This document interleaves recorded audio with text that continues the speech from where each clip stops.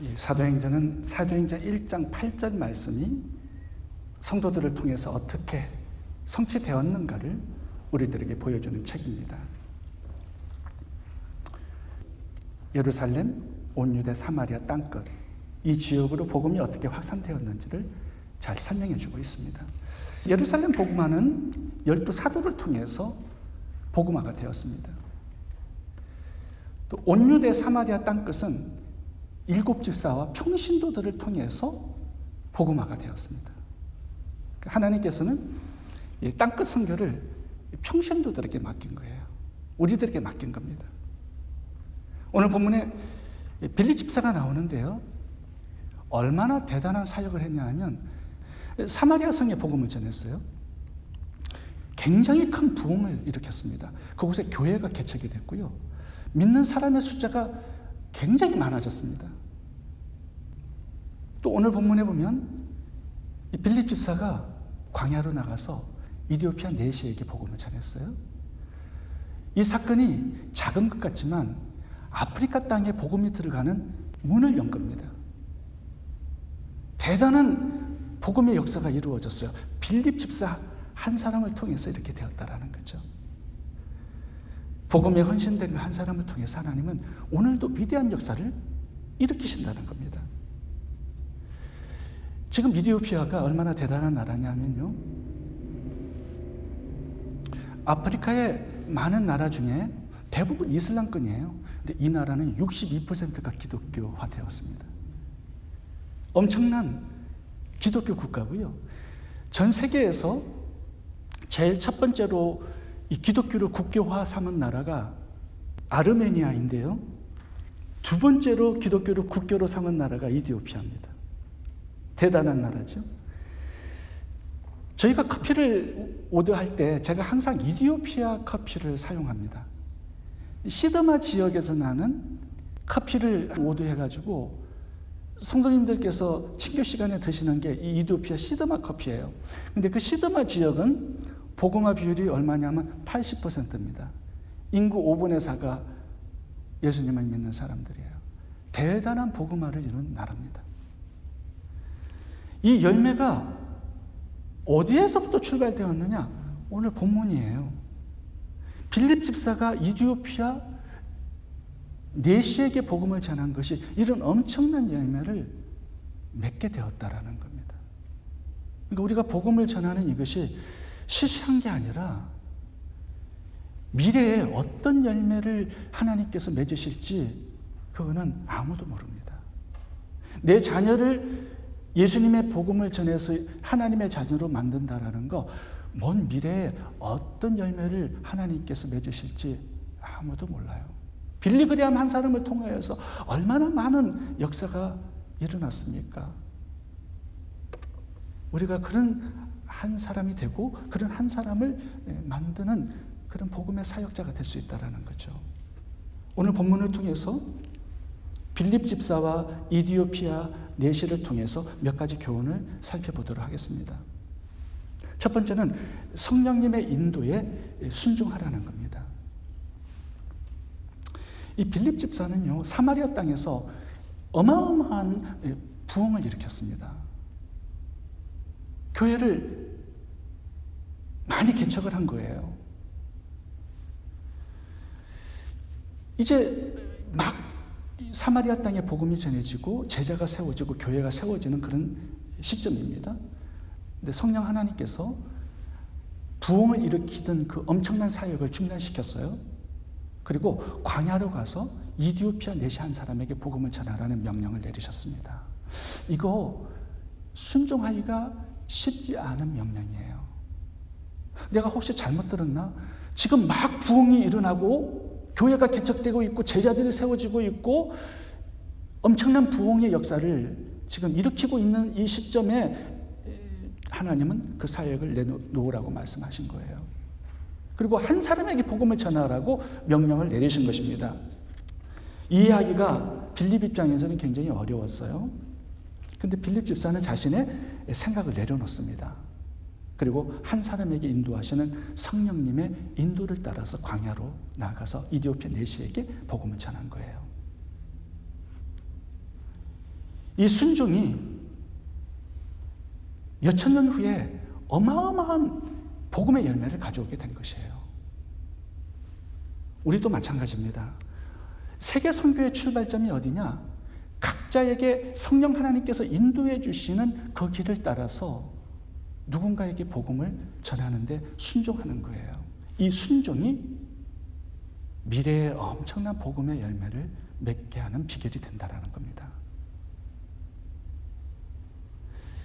여러분 마음에 누구에게 복음을 전하고 싶다, 예수님을 믿게 하고 싶다라는 마음이 드는 그때가 있을 거예요. 그게 성령님의 인도하심입니다. 그 인도하심에 순종할 때 빌립 14와 같은 이 복음의 열매들을 우리도 맺을 수 있다는 거예요. 그게 오늘 본문이 주는 메시지입니다. 제가 지난번에도 간증을 했지만 최근에 제가 전도한 사람이 있어요. 저도 성령님께서 이렇게 감동을 주시고 인도하심을 주실 때가 있습니다. 근데 제가 그때 이거는 아니지. 왜냐하면 그동안 참 많이 복음을 전한 그런 사람이 이번에 한 번 더 한다고 예수님을 믿을까? 아니야. 제가 불순종할 때가 되게 많았습니다. 제가 이제 와이프하고 아침에 일어나서 예배를 드리면서 성도님들을 한 분 한 분 위해서 기도도 하고 또 생각나게 하시는 사람이 있어요. 그때 그 사람을 위해서 기도합니다. 근데 어느 날은요, 이렇게 기도를 하는데 제가 오랫동안 복음을 전했는데 거절한 한국에 계시는 그 한 분이 생각이 나는 거예요. 그래서 그분을 위해서 이렇게 기도를 했어요. 근데요, 기도하고 있을 때 성령께서 이런 마음을 주셨어요. 네가 아는 친구 목사에게 그 사람을 부탁해라 라는 그런 마음의 감동을 주신 거예요. 제가 그때도 제가 여러 번 했습니다. 하나님, 제가 몇십 년 동안 그분을 위해서 기도하고 복음도 전했는데 한국 가가지고 만나서 밥도 사주고 여러모로 해봤는데 안 되었어요. 한 번 또 하라고요, 하나님? 그래요, 순종해 볼게요. 이번에도 안 될 겁니다. 그리고 제가 전화를 했어요, 그 목사님께. 그래서 제가 부탁을 했어요. 그분을 한번 좀 만나서 전도하고 식사를 대접하라고. 식사를 대접하고 교회를 같이 나가자고 한번 부탁을 해보라고 부탁을 드렸는데요. 첫 번째 만난 다음에 저에게 연락을 주셨어요. 그분이 교회에 나오겠대요, 다음 주일날. 저도 놀랐어요. 제가 그동안 얼마나 많이 노력을 했는데 안 되었거든요. 근데 그날 하나님께서 내 마음속에 감동과 인도함을 주셨을 때 제가 순종을 했거든요. 식사비도 보내주고 그분에게 부탁을 했는데 그분이 아주 잘 대접을 해줬나 봐요. 근데 그 다음 주일날 교회를 나오시겠다고 약속하시고 지금까지 교회를 다니세요. 예배 후에 성경 공부도 같이 하고요. 계속 양육해 가는 그 과정을 저에게 계속 보고를 해주고 있습니다. 한 영혼 구했어요. 성령의 인도하심에 순종했기 때문이죠. 필리핀에 홍성욱 선교사님이 계십니다.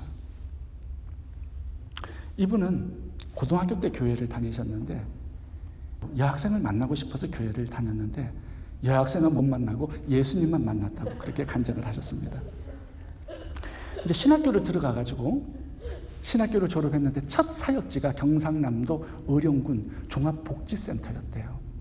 근데 거기에는 이제 무연고 가족이 없는 노인분들이 많이 모여 계시는 그런 복지관이었어요. 근데 그 안에 이제 목사로 사역을 시작할게요. 근데 8년 동안 사역을 하셨는데요. 장례식만 계속 줄기차게 사역을 하시고 장례식만 치르셨대요. 그분의 한숨은 다른 동기 목사님들은 결혼식도 많이 하는데 자기는 결혼식 주례를 한 번도 해보지 못하셨다고 그게 유일한 원망불평이셨어요. 8년간 사역을 하시면서 자기가 기도를 한 게 뭐냐 하면 동기 한 분이 미국에서 목회를 하거든요. 그래서 자기도 미국에서 목회를 하고 싶어서 미국에 작은 교회라도 부임을 했으면 하는 바람 가지고 기도를 했는데 한 교회에서 이분을 담임 목사로 초빙을 해주신 거예요. 그래서 미국을 가게 되었어요. 그래서 마지막으로 자기 동기들하고 필리핀 단기 선교를 떠났습니다. 근데 하필 간 곳이 빈민가 판자촌이었어요. 거길 가니까 이게 사역이 보이는 거예요. 가난하고 힘들고 어려운 낙오된 그런 사람들이 보이는데 계속 눈물만 흘린 것입니다. 하나님께서 마음에 감동을 주신 거예요. 너의 사역지는 미국이 아니라 이 판자촌이다. 그래서 그분이 미국을 포기하고요, 하나님의 인도하심을 따라서 필리핀 선교사가 된 것입니다. 근데 필리핀 선교사가 되어서 그 판자촌에 들어가서 교회를 개척을 했어요. 그런데 엄청난 일이 벌어졌습니다. 한 사람도 교회에 안 나오는 거예요. 왜냐하면 구제 물건을 한국 선교사들은 다 주는데 왜 너는 구제품을 안 주느냐 이거예요. 그래서 판자촌 주민들이 화가 난 거예요. 그냥 빈 털터리로 돌아와가지고 우리를 울고먹으려고 그러느냐, 절대로 그런 일은 없을 거다 하면서 한 사람도 교회를 찾아오지 않았습니다. 그런데 운명의 디데이가 찾아왔어요. 이번에 운명을 바꿔놓는 엄청난 일이 생긴 것입니다. 그게 뭐냐 하면 그 동네에 가족이 없는 노인 한 분이 돌아가셨어요. 아무도 장례를 치러주지를 않는 거예요. 시체는 썩고 있어요. 그러니까 가족이 없어요. 무용구자예요. 이분이 종합복지관에서 8년 동안 이 일만 하다가 왔거든요. 그러니까 이거는 자기의 전문 분야야. 그래서 시체를 씻어주고 거기에 염을 해주고 장례식을 이분이 도맡아 하신 거예요. 장례식을 교회에서 하는데요, 광고를 돌렸어요. 마지막 가는 길을 축복해달라고. 그 동네 사람들이 다 모인 거예요. 동네 사람들이요, 거기에서 은혜를 받았어요. 그리고 교회를 나오기 시작한 것입니다. 그 이후에도요, 이 판자촌에 무용구자 사람들이 죽는데 아무도 장례식을 해주지 않는 그분들을 도맡아서 이분이 장례식을 거기에서도 줄기차게 했다라는 겁니다. 근데 그것이요, 이 판자촌에 복음이 들어가고 교회가 세워지는 비결이 되었다라는 겁니다. 그리고 후원자들이 많이 생겼어요. 어려운 곳에서 사역을 하기 때문에 나중에는 학교도 짓고 병원도 지어서 지금은 굉장히 큰 사역을 하고 계시는데 그 판자촌의 영적인 아버지로 존경받으시면서 사역을 하고 계십니다. 이렇게 하나님께서는요, 우리 모두에게 인도하심을 주세요. 성령 하나님의 감동과 인도하심을 따라서 한 영혼에게 다가가서 복음을 전하는 이 일에 순종할 때 우리에게도 이런 엄청난 선교의 역사가 출발하고요, 많은 영혼 구원의 열매를 맺게 된다는 사실입니다. 그것이 빌립 집사를 통해서 우리에게 주시는 첫 번째 교훈입니다. 두 번째 교훈을 살펴보겠습니다. 그것은 말씀을 공부하라는 것입니다. 하나님께서는 빌립을 사용하셔서 사마리아 땅에 복음이 들어가게 하셨습니다. 근데 빌립이 사마리아 땅에 부흥의 역사를 이루게 된 그 비결이 뭐냐 하면 빌립 집사였지만 사도들만큼 복음을 알았기 때문이에요. 오늘 본문에 보시면 이디오피아 내시가 마차를 타고 가면서 이사야 53장을 읽고 있었습니다. 이사야 53장이 예수님의 죽음에 대한 예언이에요. 이디오피아 내시가 궁금했던, 깨닫지 못했던 이사야 53장을 이 빌립 집사가 옆에서 하나하나 해석해주고 가르쳐준 거예요. 이런 말씀에 대한, 복음에 대한 지식과 실력이 있었기 때문에 사마리아 성에서도 부흥을 일으키는 주역이 될 수 있었고 이디오피아에 복음의 문을 여는 하나님의 사역자가 될 수 있었던 것입니다. 35절을 읽어보겠습니다. 빌립이 입을 열어 이 글에서 시작하여 예수를 가르쳐 복음을 전하니. 여러분, 길 가다가 누가 여러분들에게 예수님이 누구십니까? 왜 믿어야 합니까? 왜 예수님만이 유일한 구원자가 되시나요? 저에게 설명 좀 해주세요 하면 여러분, 복음을 설명해 줄 수 있나요? 빌립 집사처럼? 누군가 나에게 물어볼 때가 있단 말이에요. 왜 예수님을 믿어야 되는지. 여러분 자녀들도 물어볼 때가 있지 않아요? 엄마, 내가 왜 예수님을 믿어야 돼? 왜 교회를 나가야 돼? 왜 예수님이 유일한 구원자야? 왜 석가모니 마호메트는 아니야? 그렇게 하면 그 자녀나 이웃이 알아들을 수 있을 만큼 복음에 대한 충분한 설명을 해줄 수 있어야 된다는 거죠.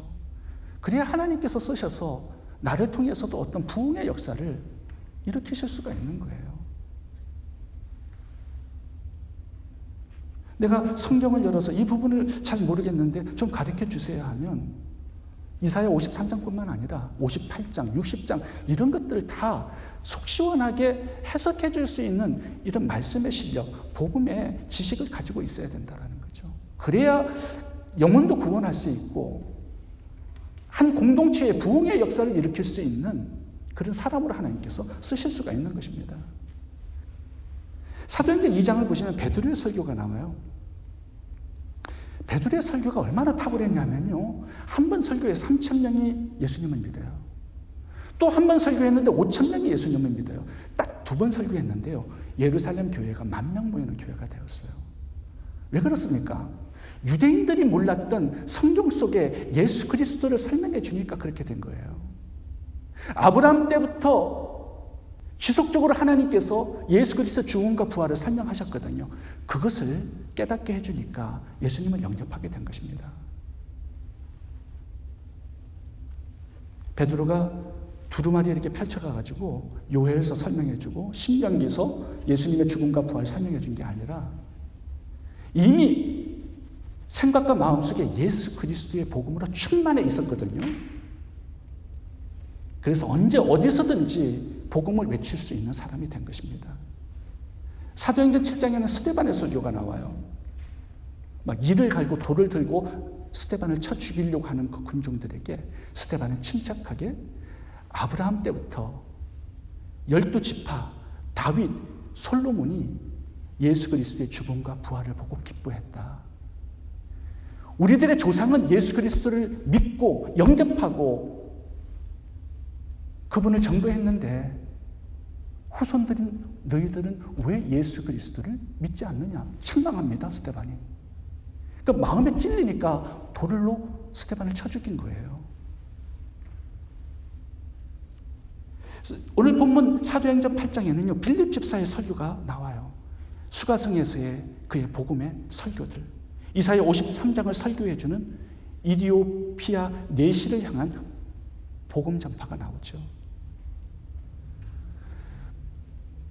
구약의 어떤 내용이든지 탁월하게 설교할 수 있는 준비가 된 사람들이었어요.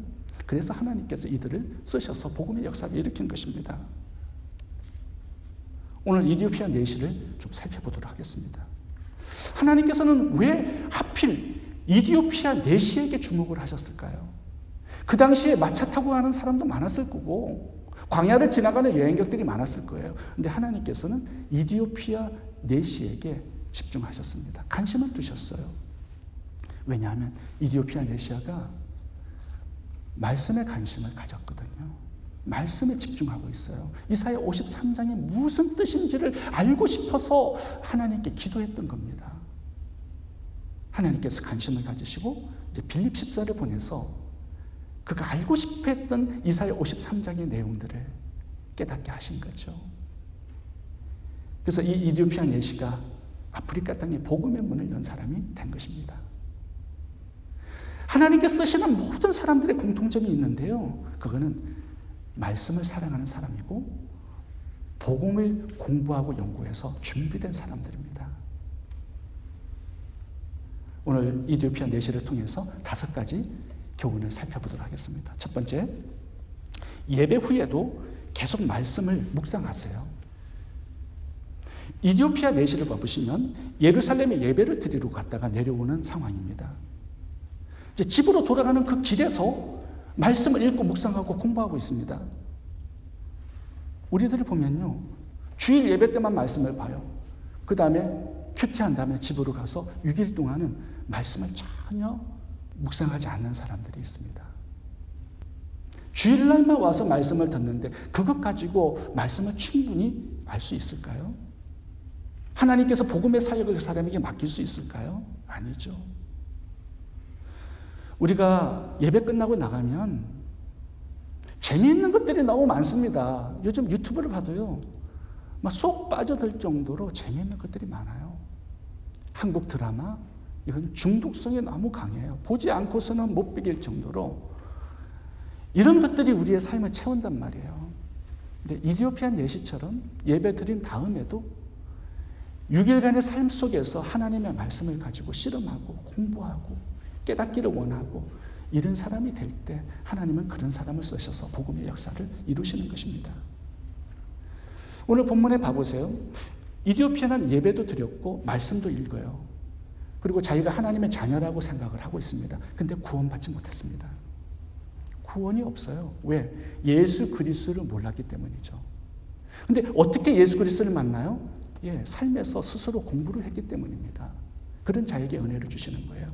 여러분이 여기에서 주일 예배를 드리고 성경을 읽고 설교를 듣고 성도들과 함께 공동체에 거하고 이렇게 해서 나는 구원받은 하나님의 자녀라고 생각할 수 있지만 그렇지 않을 수도 있어요. 바리새인들, 서기관들, 하나님의 말씀을 알았던 사람들이지만 그것 가지고 구원받는 게 아니거든요. 그 속에 예수 그리스도의 죽음과 부활을 인격적으로 만나야 돼요. 그런 사람은 어떤 사람이냐? 스스로 말씀을 공부해서 하나님께서 깨닫게 해주셔야 되는 것입니다. 두 번째, 이해되지 않아도 계속 말씀을 묵상하세요. 이 이디오피아 내시가 이사야 53장이 깨닫기 어렵습니다. 신학자가 봐도 이건 어려워요. 말씀이 너무 어렵기 때문에 묵상하다가 그냥 건너뛰거나 덮어놓았다면 예수 그리스도를 만나는 이 구원의 역사는 일어나지 않았을 겁니다. 근데 끈질기게 붙들고 묵상을 하고 있어요. 하나님, 이사야 53장의 이 내용이 누구를 향한 것입니까? 무슨 뜻입니까? 하나님 앞에 시간을 보내는 거예요. 말씀 앞에서 머무는 시간이 많았어요. 이게 무슨 뜻인지를 하나님 앞에서 해석해 주시기를 기도하면서 기다리니까 하나님께서 우주를 돌리시다가 그 손길을 멈추시고 말씀을 묵상하는 이디오피아 내시를 바라보시고 주목하시고 관심을 가지신 거예요. 그리고 사마리아 성에서 바쁘게 사역하는 빌립 집사를 너 그만하고 이디오피아 내시에 가서 지금 읽고 있는 이사야 53장 말씀을 해석해 주라고 명령하신 거 아니겠습니까? 여러분, 말씀을 읽다 보면 전부 다 어려워요. 쉬운 말씀 없습니다, 성경에서는. 아니, 왜 쉽게 좀 설명을 해 주시지 왜 이렇게 어렵게 만들어 놓으셨을까요? 그 이유가 뭐예요? 예수님도 보시면 설교하실 때 비유로 말씀하셔서 알아듣지 못하게 하셨습니다. 왜 그러냐면요, 못 알아들으니까 성경을 덮는 사람도 있고요, 이게 깨닫기 어려우니까 한 번 더 하나님께 가까이 나아가서 하나님, 이걸 좀 해석해 주세요. 그런 겸손한 마음으로 가까이 나아가는 사람이 있습니다. 그런 사람들에게 말씀을 해석해 주시고 더 가까이 주님께서 다가가셔서 친교하시기 위해서 말씀을 종종 어렵게 하실 때가 있는 거예요. 창세기 1장부터 이렇게 보시면 어려워요. 다니엘서 선지서는 더 어렵고요.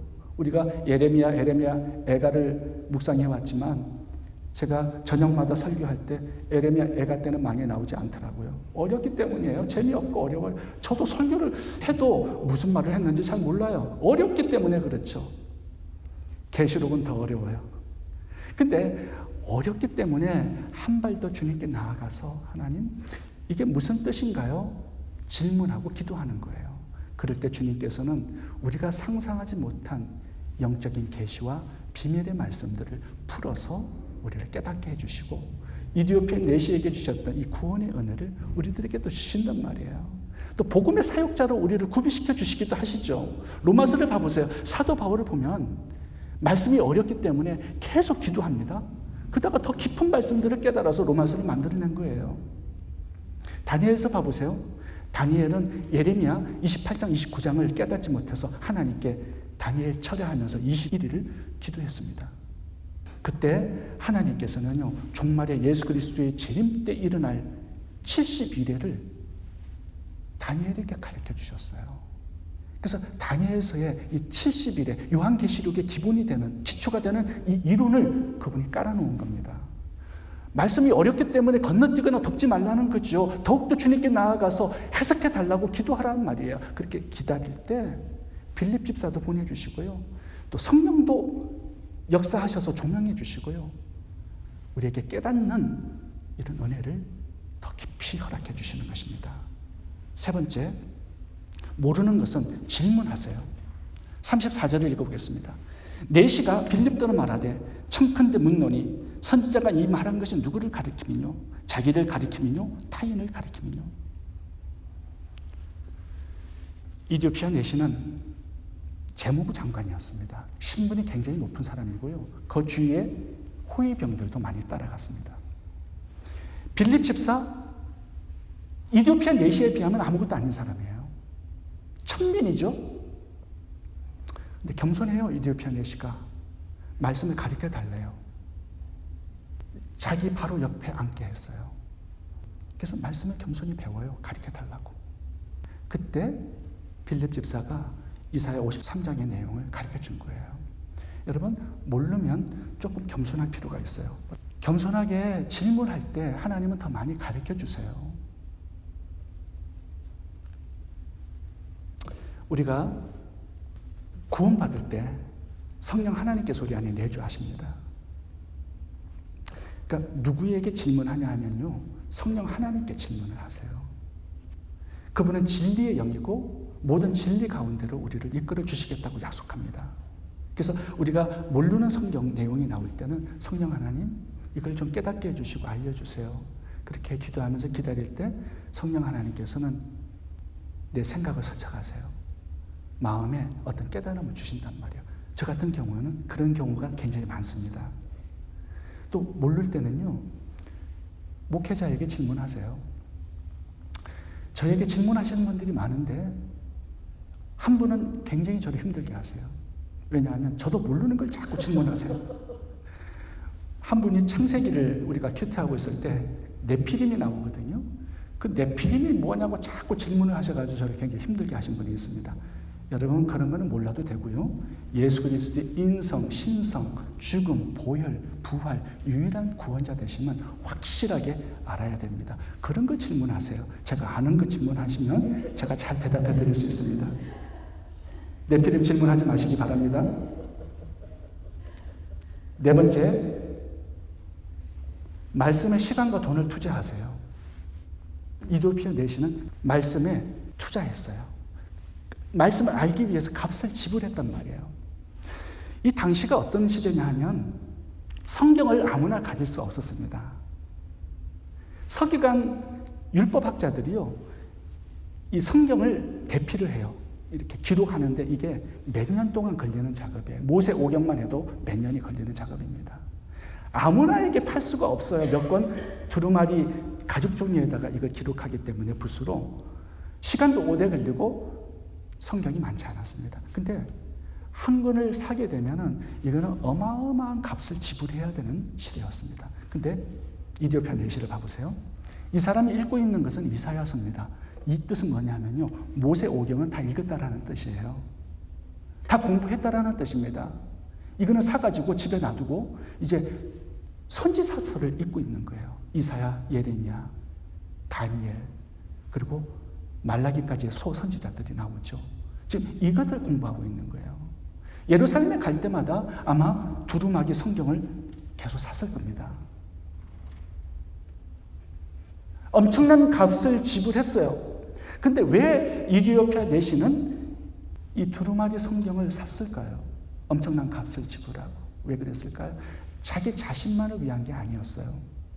이걸 이디오피아 가져가서 이디오피아에서도 하나님의 말씀을 가르치고 거기서도 복음을 전하고 싶었고 하나님을 섬기는 공동체를, 예배 공동체를 만들고 싶은 그런 마음과 열정이 있었던 것입니다. 오늘날에는요, 우리들이 성경을 알기 위해서 어떤 재물을 투자할 필요는 없습니다. 왜냐하면 유튜브를 봐도요, 말씀이 넘쳐납니다. 근데 투자할 것이 하나 있는데 그것은 우리의 시간입니다. 이디오피아 내시처럼 시간을 투자하고 열심과 열정을 투자하세요. 그렇게 되면요, 참 많은 말씀들을 얻게 될 겁니다. 하나님도 그런 사람들에게는 더 많이 말씀을 열어서 가르쳐 주세요. 알고 싶어하는 자에게 주님은 가르쳐 주세요. 더 얻고자 하는 자에게 더 많이 주세요. 내 자신만을 위한 것이 아니라 내 자녀와 내 이웃, 아직도 구원받지 못한 많은 사람들을 위해서 여러분 열심히 말씀을 공부하고 말씀을 얻기 위해서 투자하시기 바랍니다. 마지막으로 이디오피아 내시로부터 배우는 교훈이 하나 있습니다. 그것은 하나님이 말씀에 관심을 가지는 사람에게 관심을 가지신다라는 것입니다. 당시에 수많은 사람들이 있었지만 하나님은 이디오피아 내시 한 사람에게 관심을 가지셨어요. 왜 그럴까요? 말씀에 관심을 가지고 있었기 때문이죠. 당시에 수많은 사람들이 여행을 했지만 하나님은 단 한 사람 이디오피아 내시에게만 관심을 두셨습니다. 왜요? 하나님의 말씀에 관심을 가졌기 때문입니다. 하나님은 온 천지를 움직이시는 바쁘신 손길을 중단하시고 이디오피아 내시를 주목하시고 그를 돕기 위해서 일을 시작하셨습니다. 바쁘게 사역하는 빌립 집사를 불러내어서 그를 만나게 하셨어요. 오늘날에 하나님께서 어떤 사람에게 관심을 가지시느냐? 말씀에 관심을 가지고 공부하고 연구하는 사람입니다. 이 사람에게 하나님은 가까이 하셔서 예수님을 만나게 하세요. 그리고 복음을 준비하게 하시고요. 복음의 사역자로 쓰시는 것입니다. 제가 한 분을 소개하고 마치도록 하겠습니다. 제가 이분은 탁수현 선교사님으로부터 들었던 분입니다. 이름이 자카리아라는 콥틱 교회 대주교입니다. 이분은 지금 현상금 100 밀리언이 걸려있는 사람이에요. 그리고 이집트에서 2번 종신형을 받고 감옥에 들어가 있었다가 서방 세계의 압력 때문에 풀어주어서 지금은 미국으로 망명을 해와서 미국에 계십니다. 근데 미국에서 뭘 하냐 하면요. 위성 TV 방송을 했어요. 라이브 TV라고. 근데 이 라이브 TV를 통해서 어떤 사역을 하냐면요. 이슬람권 사람들을 향하여서 예수 그리스도를 전거하세요. 매주마다 TV를 방송을 하시는데 1시간짜리 메시지를 전하세요. 그때 시청하는 사람이 1밀리언이 넘어갑니다. 아랍권에서만 그래요. 어마어마한 개종자들이 아랍권에서 이분의 메시지를 통해서 개종을 하고 있대요. 그래서 이 아랍권에서요, 이분의 현상금을 100 밀리언, 1억 달러를 걸어놨습니다. 근데 못 잡아요. 어디에 있는지 몰라요. 저도 이렇게 리서치를 많이 했는데 어디에 계시는지 모릅니다. 매주마다 위성 방송을 띄우세요. 근데 이분이 하는 일이 뭐냐면 코란이 얼마나 거짓된 것인가를 성경을 비유해서 계속 매주마다 방송을 하는 겁니다. 근데 신기하게도요, 방송을 시청하는 사람이 100만 명 정도가 되는 거예요. 그리고 이분의 이메일로 방송국으로 예수님에 대해서 더 알고 싶고 예수님을 믿고 싶다라는 이슬람권 개종들이 많이 증가하고 있다는 거예요. 굉장히 갈증이 심하다는 뜻이죠. 근데 이분이요, 얼마나 많이 성경을 연구했냐 하면 성경 66권 전체를 거의 암기하다시피 하고요. 코란도 연구를 많이 해가지고 전문가세요. 그러니까 이 두 개를 잘 알기 때문에 이슬람권을 향하여서 예수 그리스도를 정확하게 소개할 수 있는 겁니다. 개종자들이 상당히 많이 생기는, 하나님께서 위대하게 아랍권 선교사로 지금 쓰고 계시는 하나님의 종입니다. 두 가지가 있어야 하나님께서 쓰십니다. 성령의 인도하심에 순종해서 한 사람에게 복음을 전하는 거예요. 그리고 말씀을 공부해서 예수 그리스도의 복음을 정확하게 가지는 것입니다. 이 두 가지를 가진 사람들을 하나님께서 쓰셔서 오늘날도 복음의 역사를 이루실 것입니다. 기도하겠습니다.